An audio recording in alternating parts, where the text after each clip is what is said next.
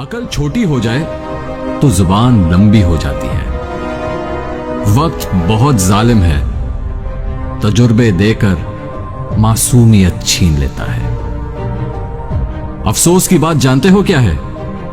हमारे यहां गैरत के नाम पर सिर्फ अपनी बहनें कत्ल की जाती हैं। दूसरों की बहनों की हम वीडियोस बना लेते हैं।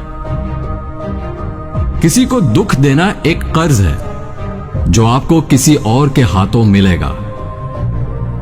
इज्जत औरत को दिए जाने वाले तोहफों में सबसे अहम तोहफा होता है, मगर इतना कीमती तोहफा देना हर मर्द के बस की बात नहीं।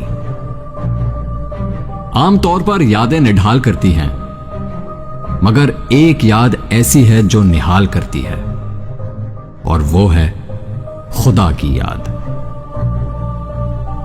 वक्त की दोस्ती तो हर कोई करता है, मजा तो तब है जब वक्त बदल जाए पर दोस्त ना बदले। फिक्र ना करो, मैं हर मुश्किल में तुम्हारे साथ हूं, लेकिन माजरत के साथ यह जुमला अक्सर वो लोग बोलते हैं जो वक्त पड़ने पर कभी भी मौजूद नहीं होते। इंसान कितना ही गुनहगार क्यों ना हो, खुदा हमेशा उसे मेरा बंदा कहकर ही पुकारता है और मायूसी से बचाता है।